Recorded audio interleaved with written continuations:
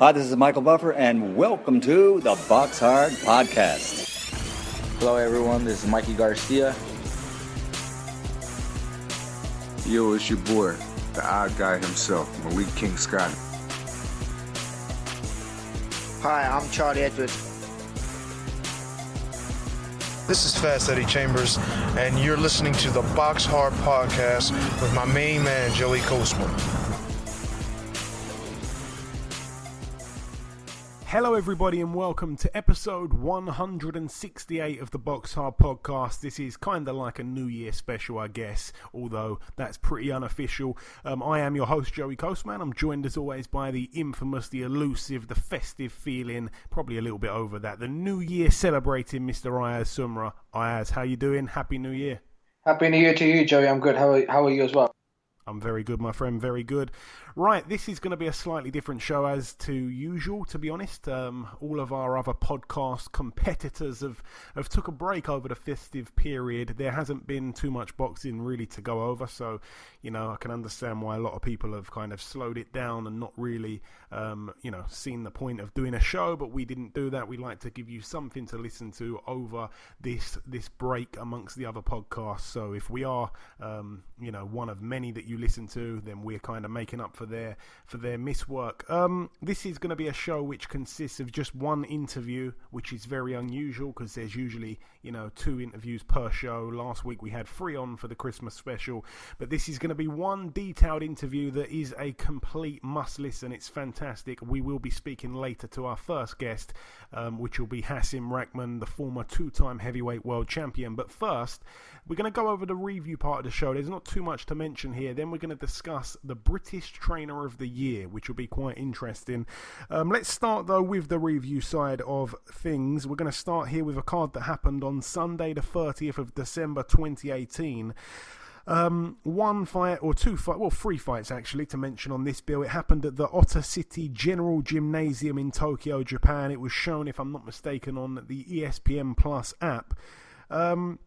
We saw over here Masayuki Ito defend successfully his WBO World Super Featherweight title against the previously undefeated Evgeny Chuprikov. It ended up being a TKO in the 7th round for Ito. He's now 25-1 with 1 draw, and Top Rank will be, looking to put him in with Jamel Herring. I think Bob Arum's already tweeted about that, so I'm really over the moon for Jamel Herring to get his chance to finally become a world champion. Also on that bill, we saw Ken Shiro proceed to 15-0, a successful defense of his WBC World Light Flyweight title against Saul Juarez, who's now 24-9 with 2 draws. That was a unanimous decision over 12 rounds. And another unanimous decision over 12 rounds on the bill. We saw Takuma Inoue. That's actually the younger brother of Naoya Inoue. He's now 13-0. He picked up here the interim WBC World Bantamweight title against the previously undefeated 48-0 Tasana Salapat. 48-0 he was. He took on Naoya Inoue's younger brother, and Inoue got the victory. So he takes his O there. He denied him the 49-0 famous Rocky Marciano goal, if you like. The way he got to 49-0. A lot of people have stumbled on that final move there. Larry Holmes as well being one of them. So yeah, Naoya's younger brother is also a fighter to look out for. He's now 13-0, like I say, and he's only 23 years of age.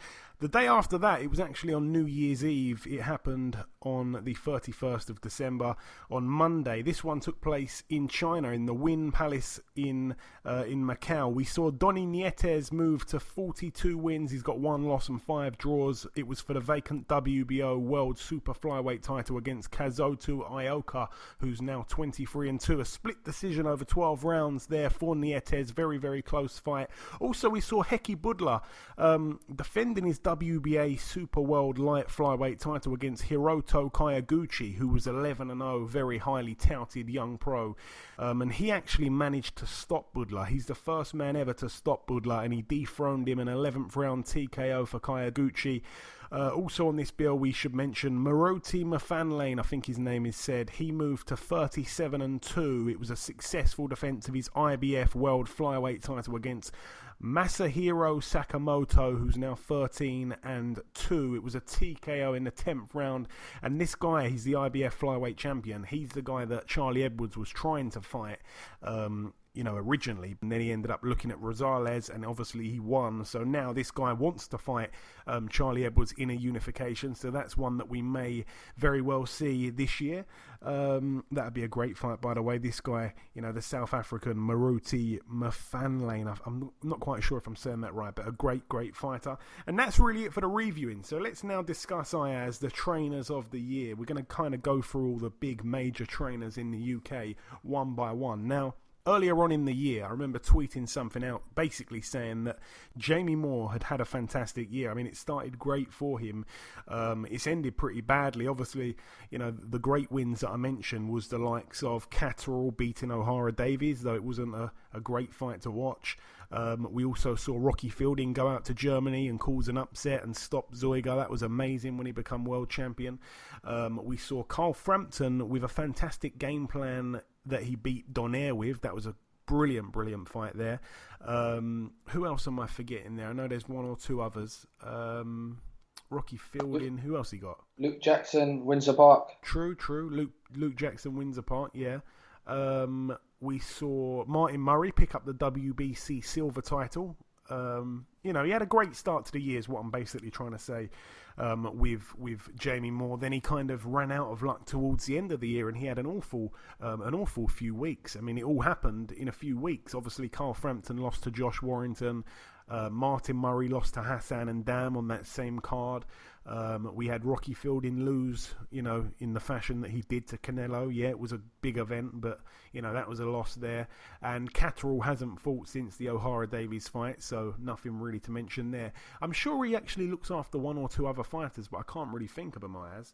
All right, let's now talk about Dave Caldwell. I mean, he had a decent start to the year. Obviously, David Hay losing to Tony Bellew, so that was a big win once again for Tony Bellew. He really did put the nail in that coffin, so to speak. Then he went on to lose to Usyk. Anthony Fowler's had a good year, I should mention. Jordan Gill, actually, he trains with him. He's had a good year.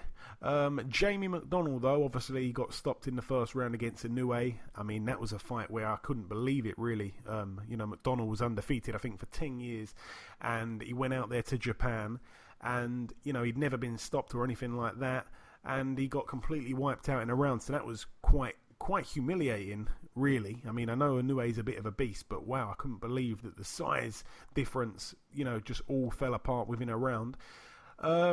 And Gavin McDonnell obviously went out to the States. Ayaz gave a good hard fight to Daniel Roman, but just unfortunately, it wasn't to be for him once again. So, Caldwell's had a fairly good year, like at the lower level with Gill and obviously Fowler hasn't really fought anyone of note just yet. But, on the world level kind of thing, Bellew and the two McDonnell twins have fallen, unfortunately. Adam Booth's fighters, Ayaz, they haven't had great luck. Obviously, the injury which resulted in Ryan Burnett losing his world title, Josh Kelly getting ill and not fighting David Avanesian, which was looking like a great fight.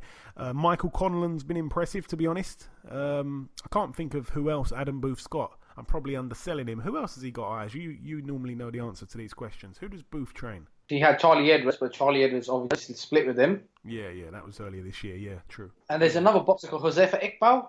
I'm not quite sure who that one is. All right. Those are the only three fighters. Okay. The Ingle Gym. Now that's a funny one because the Ingle Gym has done okay. I mean, aside from obviously Billy Joe Saunders repeatedly having injuries and pullouts, and Kell Brook actually leaving the gym. I mean, Liam Williams has done very well. Kid Galahad also.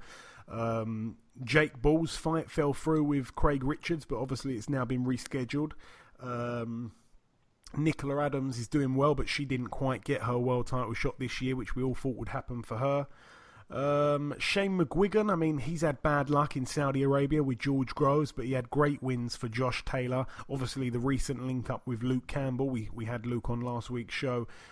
He helped Campbell get him in shape and prepare for the Mendy rematch in which he won, so that was good. Chantel Cameron's been great as well. I give Shane McGuigan credit for that also.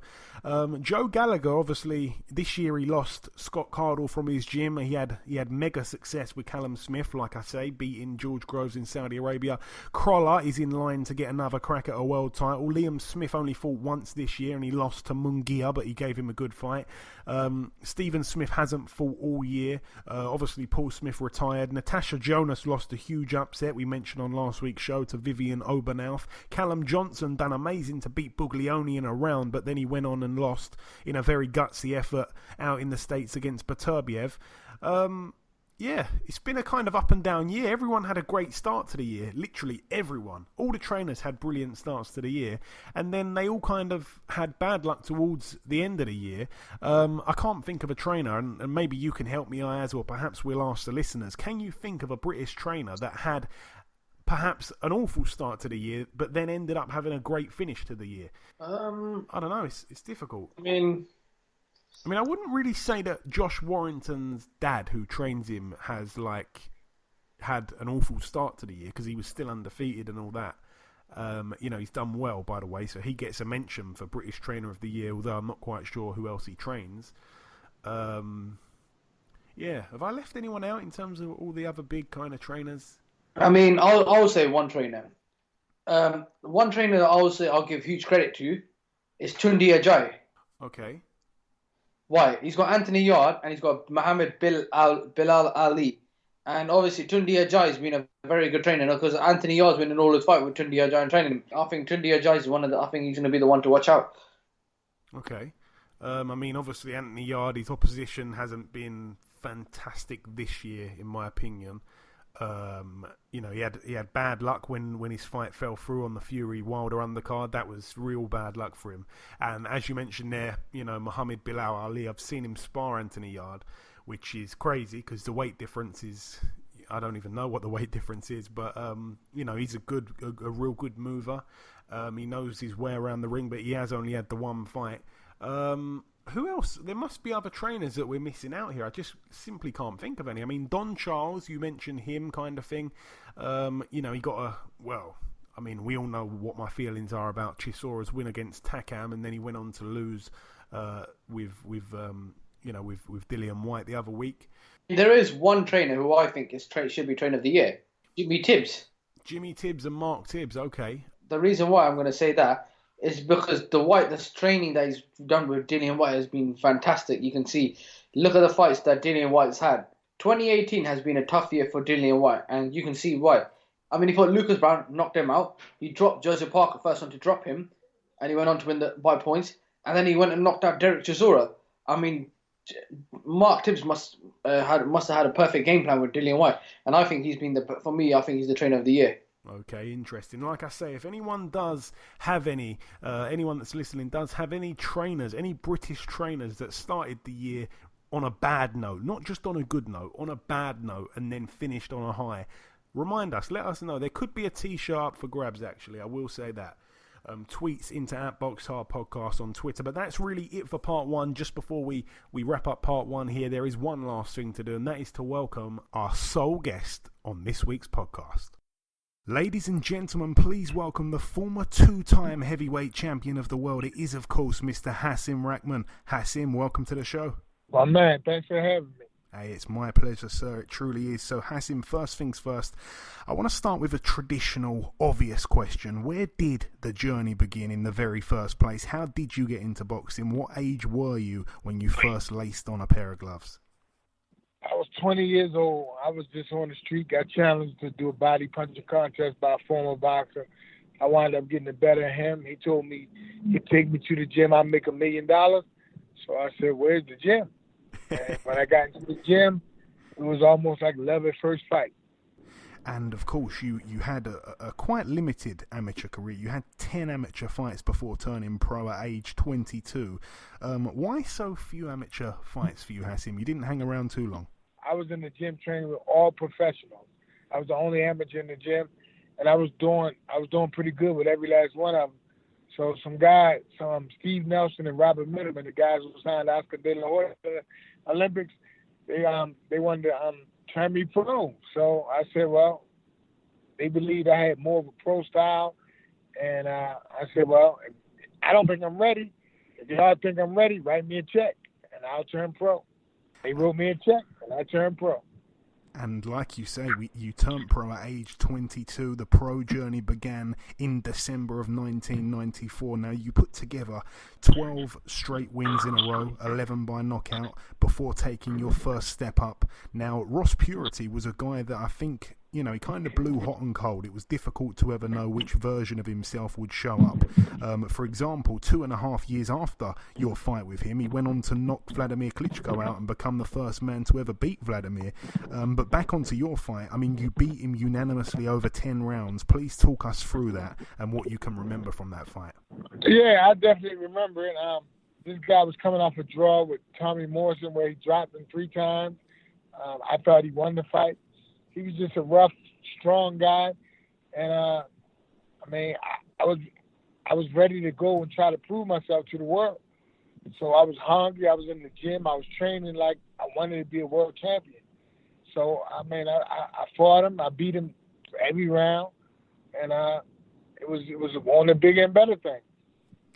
And on to bigger and better things it was. You won 4 fights in a row, all by knockout, before running into former heavyweight world champion Trevor Berbick, obviously the man that finished off Muhammad Ali. Now, you went on to beat Berbick on points over 10 rounds again. And at that time, how good of a win was that for you, confidence-wise? It actually was. I think I learned more from the Trevor Berbick fight than I probably did in any other fight to this day. Because he taught me something in that fight about how mental the game is. I dropped Trevor Berbick in the first round, pretty much had him out. And then he started talking. He just started talking to me. Boy, come on, that's all you got? Boy, come on. Boy, oh, man, I thought you could punch. Oh, come on. So he really talked me out of knocking him out. Because I really kind of like, wow, I'm hitting this guy with everything I got. And he's still talking to me. Nobody ever talked to me while I was, because I only had a few amateur fights, and all my pro fights was pretty much knockout. So this guy taught me something, and when I go back and the more I learned about boxing, the more I know he just psyched me out. He just survived, and he used his mouth and his ring experience to survive. Because I had him. If you ever look, that's one of the most devastating knockdowns you're going to see. But he talked me out of knocking him out. He actually talked me out of knocking him out. So, rest in peace, Trevor Berbick. But he actually used his mouth to get him through that fight. And then you put together another 11 wins, 9 by stoppage. Along the way, you picked up the USBA heavyweight title. You also won the IBF Intercontinental title. You knocked out Steve Pannell in 2 rounds. Now, in Steve Pannell's very next fight, he fought Vladimir Klitschko, and he dropped Klitschko in the first round. But like I say, you stopped him in 2 and back onto your journey.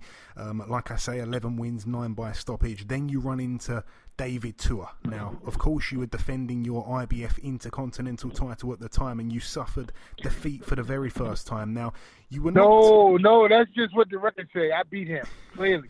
Go look at it. I was cheated. I've had a little look at it. You were knocked out in the 10th round of 12 in a fight where, you were winning very, very wide on the scorecards. I was cheated. The man hit me after the bell. I want to talk about that, Hasim. I know. Okay. All you really had to do simply was stay on your feet. You'd have won on points with ease. And allow me, please, to tell the story here, because what happened was quite bizarre.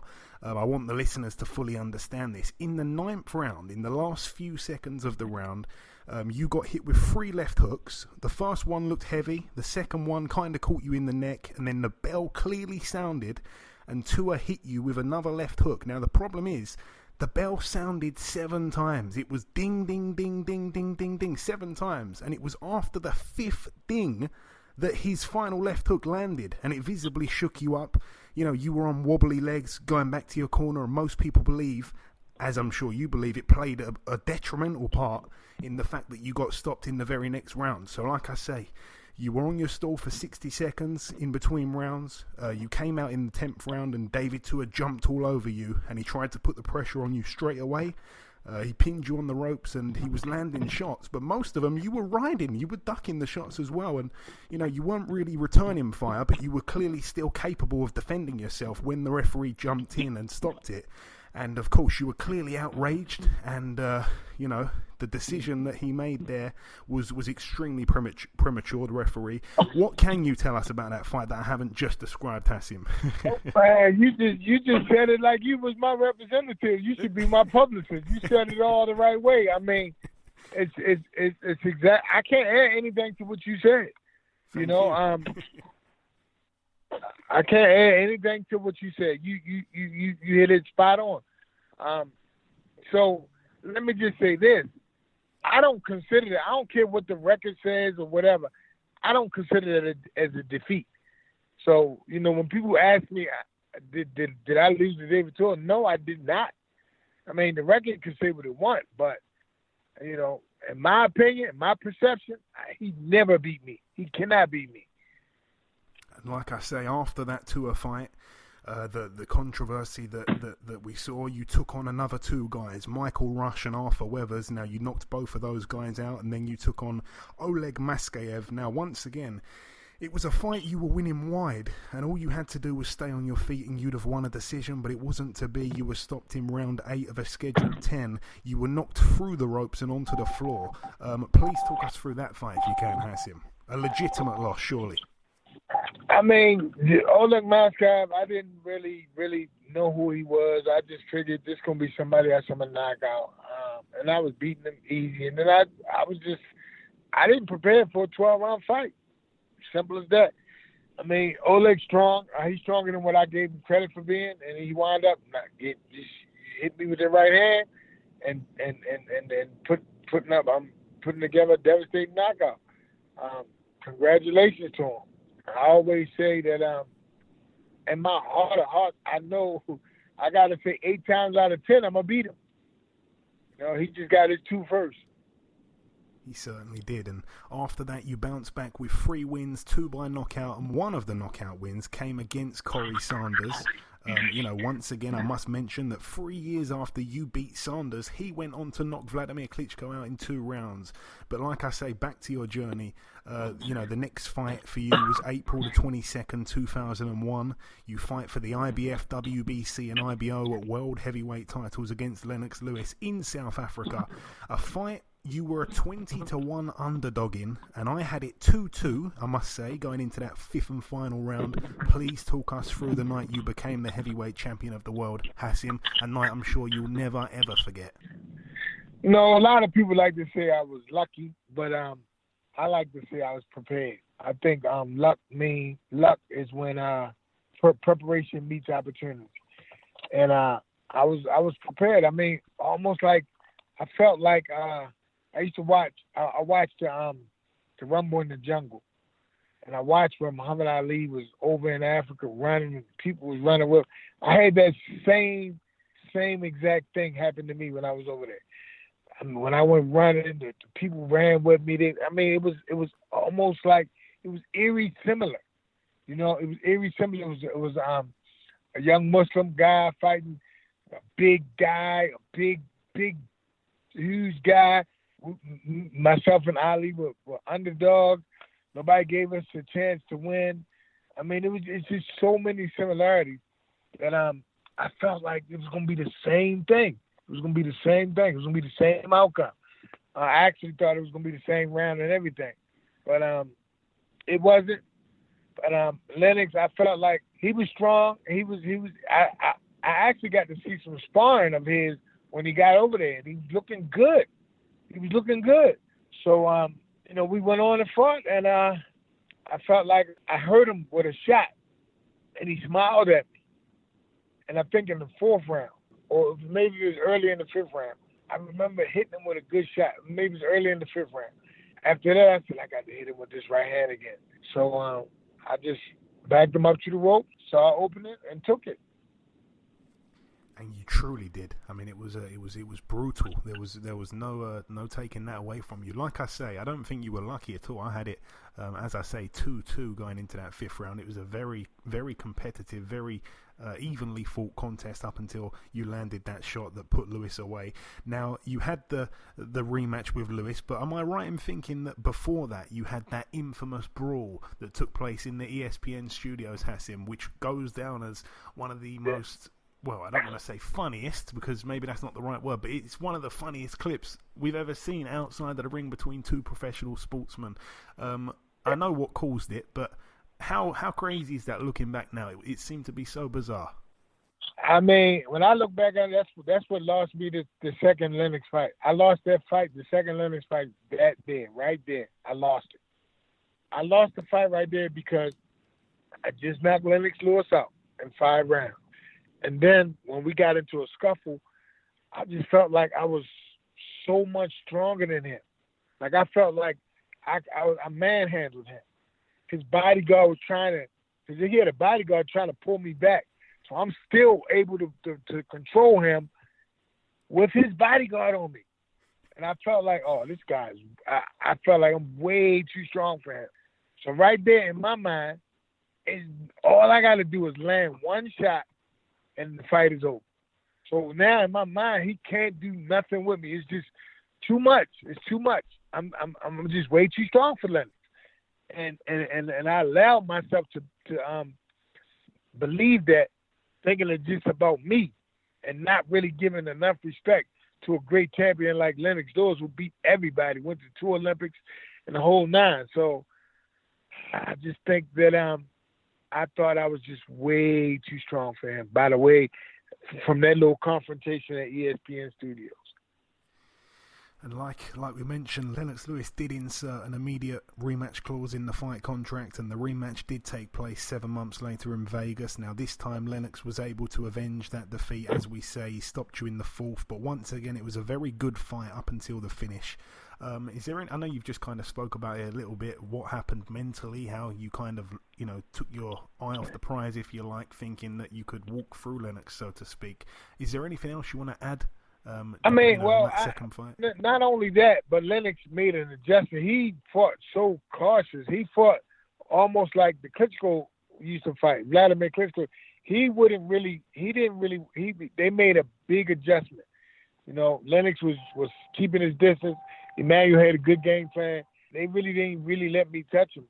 It was more like, let's hit, not be hit. Let's use our distance. Let's use our height. Let's stay away. We don't want to get hit by anything. And they used that to their advantage. I mean, sort of. I always feel like I'm the one that is responsible for the Klitschko, the way he fought for so many years. I think that game plan that Lennox Lewis implemented in the second fight, well, use your reach, stay away, use your jab, time up if you get close. I think that was all put together for me. Yeah, I think that's a fair point, actually. That's got me thinking myself. Now, after that loss in the rematch to Lennox Lewis, you could have probably took a pretty easy fight, but no, you went straight in with Evander Holyfield. Now, this was another fight where Evander's headbutting caused injuries. I remember Mike Tyson complaining about Evander's headbutting. You picked up one of the worst cases of swelling I've ever seen. I mean, for years and years, whenever I saw the picture of the swelling, I thought it was edited, but the fight obviously ended. It ended prematurely due to the swelling. It was a technical decision after 8 rounds. It was a close fight up until that point. What do you remember about that fight, Hasim? I just have to say about Evander Holyfield, he's the smartest fighter ever. You know why he's the smartest fighter ever? Tell me. Because he used his head very well. But I can tell you about the fight. We was fighting. Evander was butting me from the entire fight. And every time he would butt me, he would throw 3, 4, 5 shots, like almost immediately after the butt. So that's like a strategy of his. Eventually, the hematoma came on my head. I really, really was having trouble even seeing. You know, I mean, now I don't know what's on my head. My head feels pregnant. It was just like it was something I never saw before. I didn't know what was going on. You know, I didn't know if my brain was bleeding. I didn't know anything, and so all sorts of things going through my mind. You know, I just didn't know. You know, I felt like Evander. I always felt like Evander had stamina problems, and we would around 10, 11, and 12. You know, we gonna put the pedal to the metal and try to stop Evander. That was the whole game plan anyway. So if Evander was winning every single round, it didn't matter to me because I just felt like 10, 11, and 12, we're going to really see what Evander made of. And unfortunately, we never saw 10, 11, and 12. And unfortunately, we never got to fight again, a rematch to really decide it. I just feel like certain fights it should be mandated that you fight again. I mean, in a fight with a controversial ending like that, I think deemed for a rematch. You know, both of us was former world champions. You know, it was just, that wasn't the way, that's not the way I don't want to win a fight like that.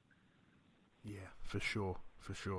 And like I say, talking of rematches, then came the David Tua rematch. Now, you wanted to avenge that controversial stoppage loss, and this one went the distance. It ended up in a split draw, more controversy. But as the bell sounded for the end of this fight, this time, once again, weirdly, the bell made, this time, this is incredible, you probably don't even know this, Hasim, the bell in the first fight went 7 times. The bell in the second fight went 17 times. There was 17 dings of the bell. And it's got to be the most dings I've ever heard to end the boxing match. And because of that, you decided to quickly get your revenge and you hit him after the bell this time, and it dropped him, but of course it didn't count, unfortunately for you. What were your memories from that fight, Hasim? And like it wasn't about a revenge thing. It was that he was still coming. He was really trying to attack me, so I felt like he was trying to do it again. You know, you got there first. I just felt like this kid trying to hit me again after the bell, so I just let a quick left hook go and dropped him. Talk us through that fight, Hasim. Well, I mean, David Tua is like, he's somebody that just can't beat me. My jab is just too much for him. My jab busts him up. My jab makes him bleed. My jab just swells his face up, and he just can't get past it. He one of the guys that's so easy to fight. I just keep my right hand up. I take away his hook, and he's in no man's land. He's like a fish out of water. When I take away the hook, he can't defend himself.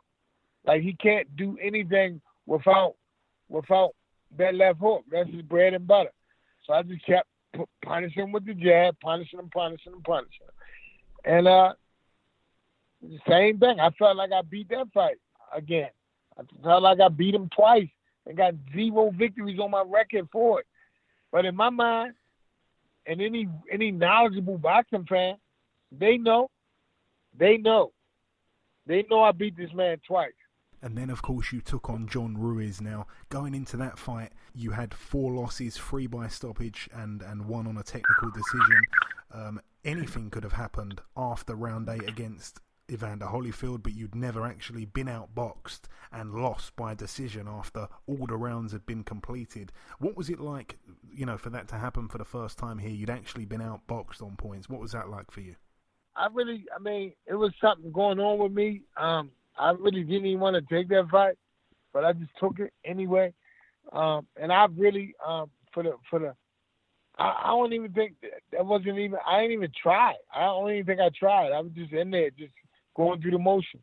It's easy for people to say this stuff, but I'm going to tell the truth about everything. John Ruiz cannot beat me. He was just very, very, very fortunate and blessed that day. I've never watched the fight. I just know that wasn't a typical me fight. That wasn't a fight for me. That was just very, very fortunate. John Ruiz was just very, very fortunate. That's all I can say about that. But he won. I give him credit. But he was extremely fortunate. And then you go on a 4 knockout streak before running into Cali Meehan. Now, the winner of this fight would then earn the right to fight for a version of the heavyweight world title. You actually forced Meehan to retire on his stool after 4 rounds. With that win, you became the mandatory to fight Vitaly Klitschko for his WBC world title. Now, this is the fight that unfortunately never happened. It was supposed to originally take place in April 2005. Then Klitschko, of course, pulled out with an injury. It got pushed back to June 18th. As the date got closer, Klitschko's camp said he wasn't fully healed, so it got pushed back to July 23rd. He then pulled out with another injury, and the fight was set to take place on November 12th. And in the meantime, you took on Monty Barrett for the interim WBC world title. You beat him unanimously over 12. And again, you were waiting on Klitschko, and then Klitschko pulled out again with an injury. I think it was on November 7th, so 5 days before the scheduled fight for the scheduled date for the fight. And like I say, when he pulled out with that injury there, the WBC then put the pressure on Vitaly and said, you need to defend your title or you're going to lose it. And then he decided to unexpectedly out of nowhere retire. So his title was made vacant, and due to all the messing around, the WBC correctly ruled that you should be upgraded to full champion, and that's how you became a 2-time world heavyweight champion. Probably not the way you wanted to win the title, Hasim, but I want to ask you, in your opinion, did Vitaly not want to fight you, or was he just the most unluckiest heavyweight champion with his injuries in history?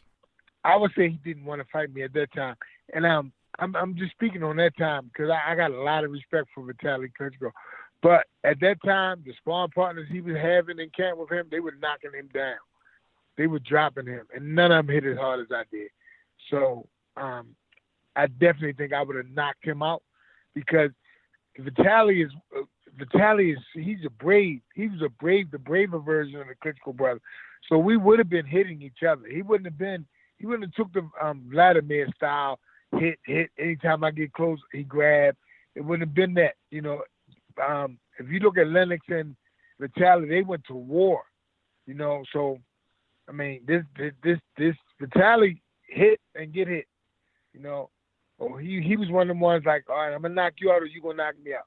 So I definitely think at that time I would have knocked him slam out, kind of like early, like 1 or 2 rounds. Wow, that is a statement. And like I say, in your next fight, you defend your WBC world title against James Toney. Now, James Toney was undefeated for 9 years going into that fight. You guys fought to a majority draw. One judge scoring it to you by 6 rounds, and the other 2 judges had it a draw. But those other 2 judges, they actually had Toney a point up going into the final round. So if you didn't win that round, it would have been a split decision loss for you. That seems pretty crazy looking back at it. Did you agree with a draw that night, or was it another bad scorecard for you? Never bad scorecard, man. I beat this man, I don't know. Like, James Toney's a hard guy to fight.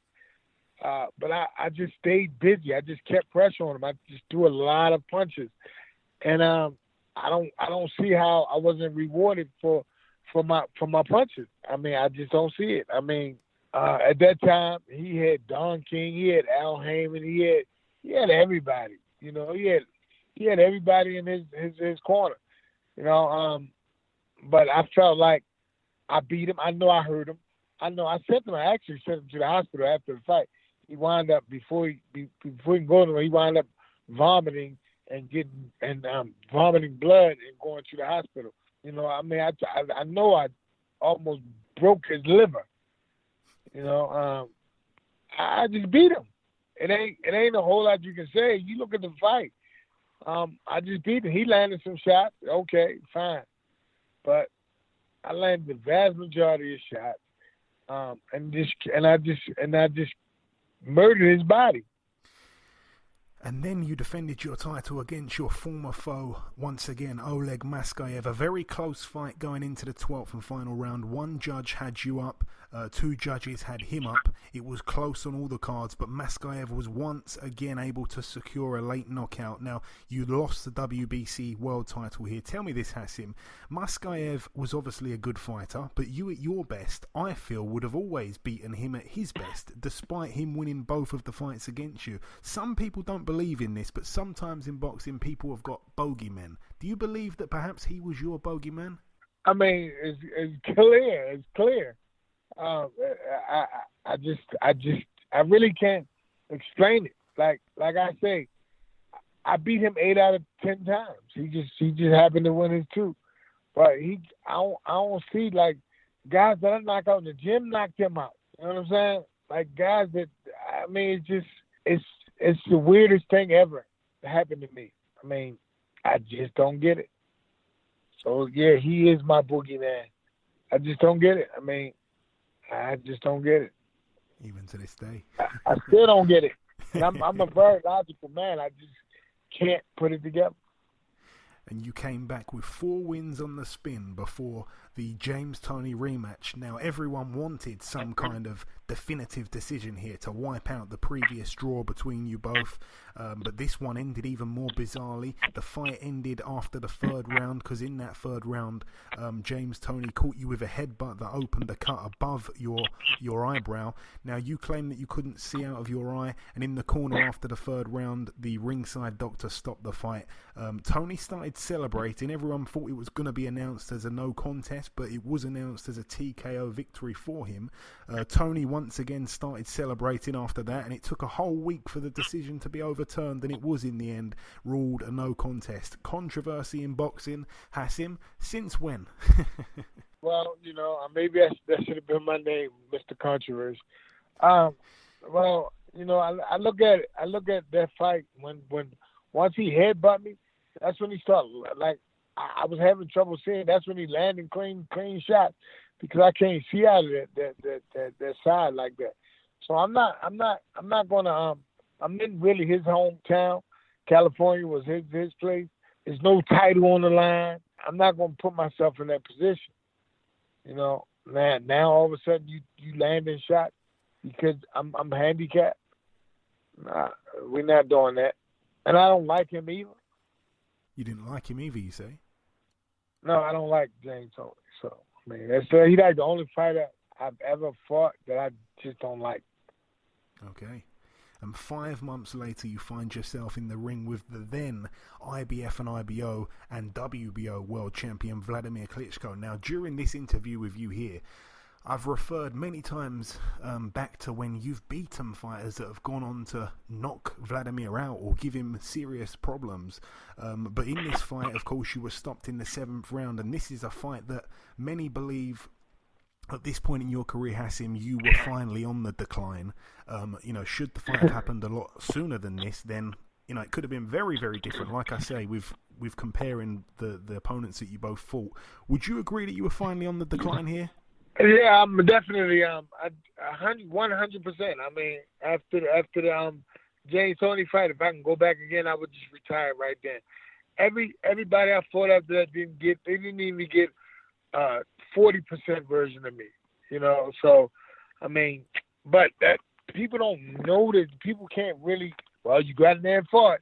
You got the money, So you're responsible. So I own everything I ever did, but that's really not.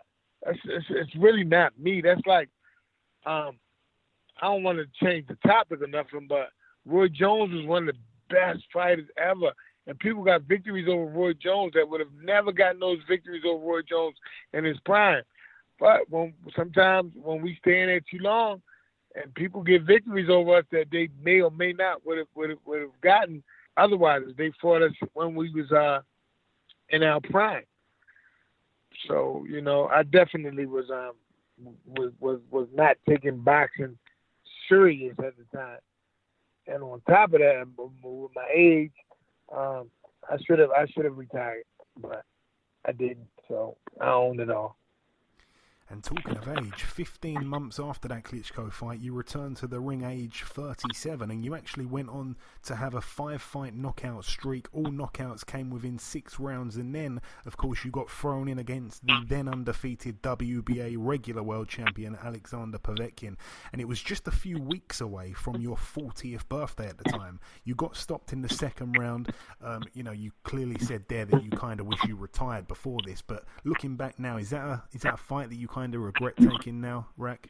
Well, I mean, I was dehydrated the night before. I was in the hospital, so I I definitely shouldn't have took the fight, you know. And even if I would have took it, but I'm dehydrated less than 24 hours before I fought him. So I just clearly told you that anything after the James Toney fight, before I even fought him second time, I should have retired. I should have just retired, but I didn't.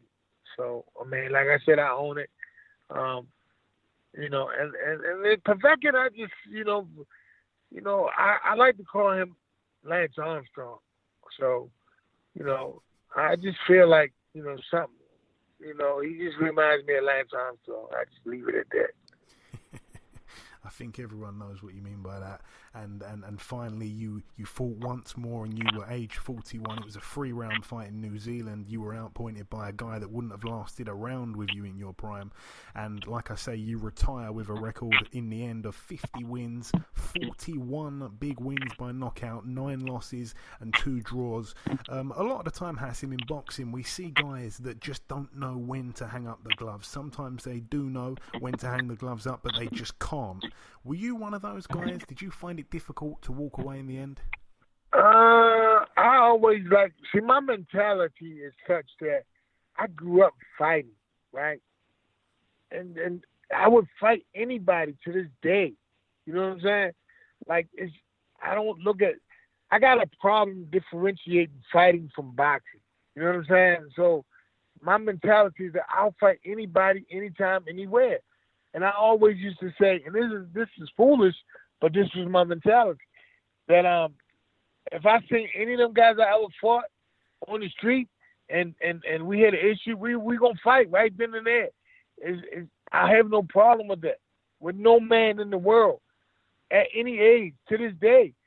So that was always my mentality. I'm not gonna turn down a fight.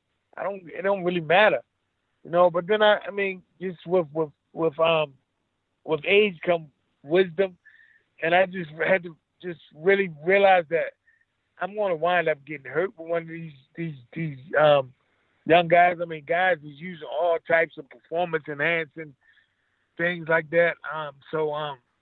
It just had to hit me. Like, look, you're not really on a level playing field. So, and I honestly believe in my heart of hearts, the only person that ever beat me that wasn't doing the Lance Armstrong was Lennox Lewis. Wow, that really is something. But you say there, Hasim, about even to this day, anyone, there's a reason why I'm not in front of you doing this interview and it's over the phone. I want to ask you a couple of kind of quicker questions, Hasim, just coming down to the last couple that I've got for you. Who would you say, if you can cast your mind back and think back, who would you say is the best fighter that you've ever fought or sparred? And also, who's the hardest puncher that you ever fought or sparred over the years? Well, I would have to say Lennox, but on a punching tip, I think Lennox is right there. I'll have to give you a 1 and a 1A. Lennox is definitely a super hard puncher. But Corey Sanders was hitting me with shots from I like to say from the wrong side. I mean, he was a southpaw, fast, and he was just like, it wasn't supposed to be this way. He's supposed to regular jab, but he hit me with a southpaw jab and hook, and he was so quick and strong. So I would have to say it would be Lennox and Corey Sanders would be the hardest punchers. And I mean, by far, Lennox hit harder than anybody. I mean, Lennox and Corey hit me harder than anybody I ever fought. And who was the best fighter that you ever shared a ring with? Would it be Lennox again? I really can't. It'd be hard for me to give it to anybody else. It would be hard for me to give it to anybody else. I mean, this man went to 2 Olympics. This man beat everybody he ever fought. Gold medalist. Lennox, I just think he all-time great. I got to give him like top 2 or 3 guys ever to put on the gloves. Yeah, I think many agree, especially those people from this side of the water, big Lennox Lewis fans over here. And what are you up to now, Hasim, in your life now, obviously, aside from having a hand in Michael Hunter's career at the moment. You've got two sons that box. They're both undefeated. Hasim Rahman Jr., he's been on this show before, obviously fighting at heavyweight, and also Sharif Rahman. Tell us about those guys. Obviously, Hasim, like I say, has been on the podcast before speaking about how proud of his father he is. Yeah, well, I mean, I just want them to learn from my mistakes, and I want them to just know that boxing is a full-time job. It's a full-time job. You should. I mean, a lot of people take breaks and take time off, and they may or may not get in the best shape they were in. I don't want that to happen for them. I want them to stay in the shape, stay on the grind, get better every week, every month, every year. You should be getting better. The minute you start declining, get out. I mean, I just think that they both have potential, but the problem with potential, man, you ain't did anything yet. So potential can go right or left. So I'm just praying for them and hoping that they keep their foot to the pedal and keep pursuing this thing in the right manner. And I believe that they could do something special, but only there's a lot of guys out here that can do something special. You got to really, really, really believe in yourself and believe in your team and do your due diligence all the time. Yeah, very well said. Very true words there. Like I say, for anyone that's listening, once again, Hasim's two sons, Hasim Rahman Jr., a heavyweight that's doing really good things at the moment, and also Sharif Rahman. And like I say, his, if you like, adopted son, Michael Hunter, that's doing unbelievable things at the moment at heavyweight. My final real question for you, Hasim, is I want to ask you this one. We've gone through your whole career and what you're doing now. Are you content in life right now? Are you happy? Are you a happy man? Oh, I'm ecstatic. I feel like if I died today, most people won't ever be able to do what I've done. But I'm doing so many things with my life right now that when I die, and my great grandkids talk about me and hear about me, and when they start talking about their great granddad, you know how it'll go. This is how it'll go. I'm going to let you hear it. They're going to say, oh, my great-granddad did this, he did that, he did this, he did that, he did this. And if I'm not mistaken, I think he was heavyweight champ. That's how the story's going to go before I get out of here. For sure, man. That is a sensational thing. And it's been a pleasure going through everything with you, Hasim. Finally, just before we let you go, I want to give you an opportunity just to send a closing message to any of your UK supporters, your UK fans out here that support you. What's your message to those guys from across the pond? Man, I mean, they can always get to me on Instagram. And I mean, that's the only social media site that I have. But it's just Hasim Rahman. Just holler at me, I holler back. And I'm looking forward to coming over there with Michael Hunter.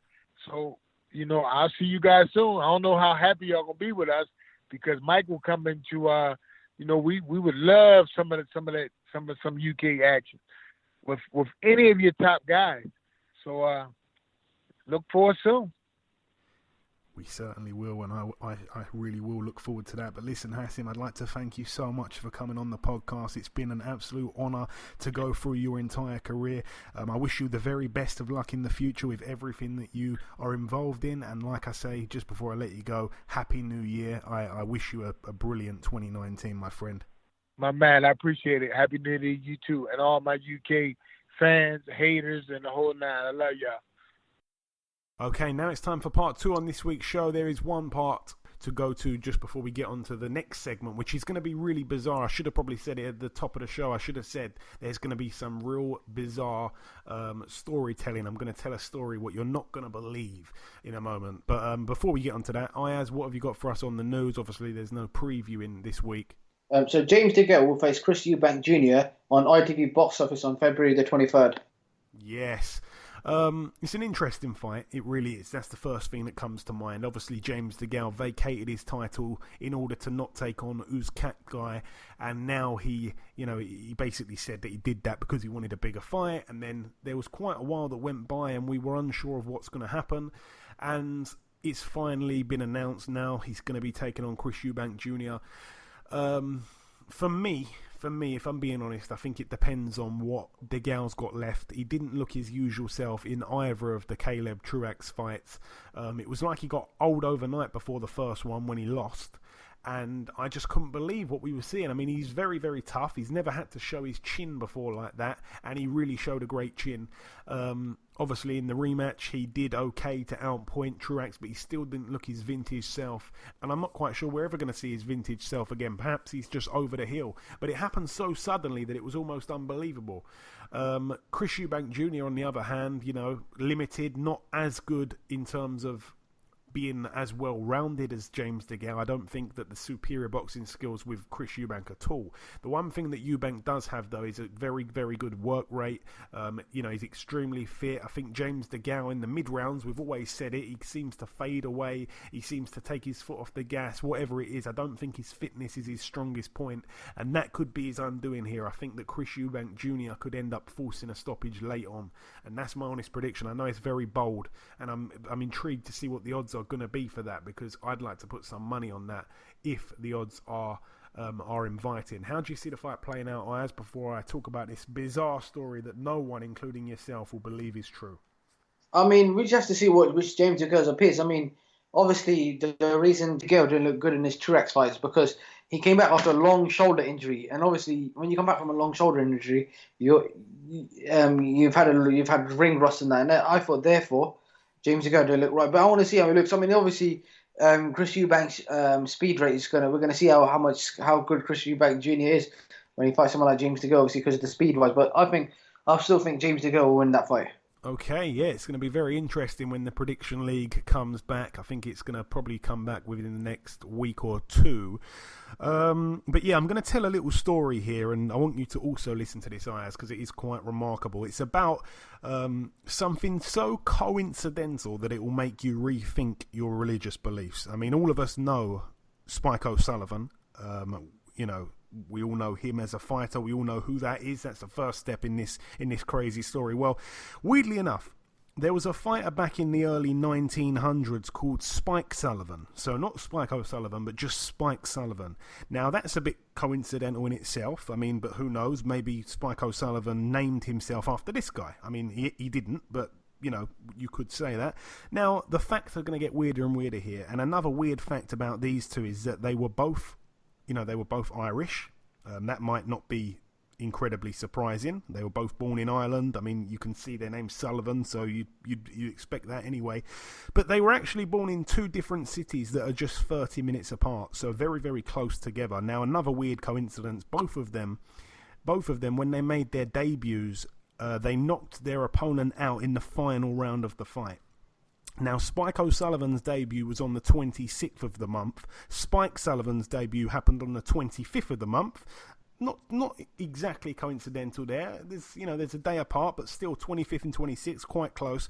Here's another coincidence. Both men knocked out opponents named Quigley. Spike O'Sullivan knocked out Nick Quigley, and Spike Sullivan knocked out Jerome Quigley. Now, brace yourselves, ladies and gentlemen. It's about to get a whole lot weirder. Spike Sullivan decided to completely uproot and move from Ireland and relocate to Boston, Massachusetts, USA. Whilst he was there, he fought a number of times in Boston. Spike O'Sullivan, coincidentally, has fought in Boston, Massachusetts 5 times or more, if I'm not mistaken. Now, in Spike Sullivan's second to last fight, he fought an American in Canada and he got knocked out. In Spike O'Sullivan's second to last fight, he took on Lemieux. He fought a Canadian in America and got knocked out also. Spike O'Sullivan currently has got 29 wins to his name, 20 by knockout. Spike Sullivan, in his first 29 wins, had 19 knockouts. It's so crazy, like just one knockout apart there. So close stats once again. And I've saved the best little bit till last here. You'll need to grab a duvet before you hear this one, because it's guaranteed to make you shiver. You're going to think I'm making this up as well, Ayaz. Spike O'Sullivan was born on July 14th, Spike Sullivan was born on July 14th. They share the same damn birthday. Spike Sullivan did go on to have a very, very, very catastrophic ending to his boxing career. He finished his boxing career in 1910, 74 years before Spike O'Sullivan was born.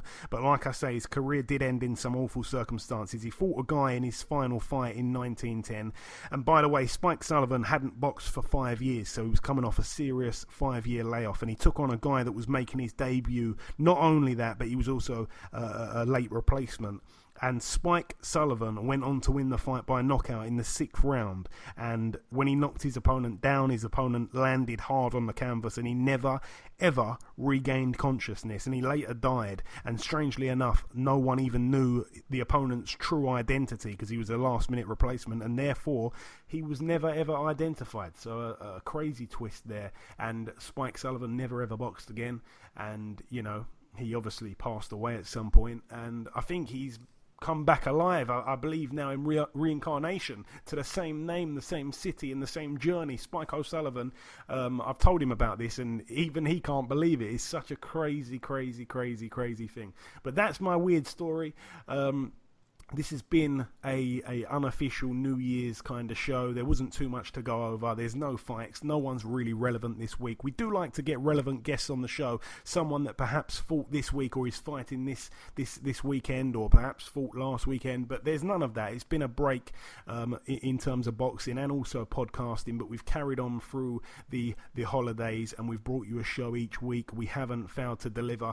And like I say, we had Hasim Rahman telling his entire career story on the show earlier on, and we brought you the review part of the show. We talked about the trainers of the year in Britain, and there is my bizarre story to cap it off, and that really wraps up what has been a very interesting and very different podcast here. And from myself and Ayaz, we'd like to wish you all a very happy new year.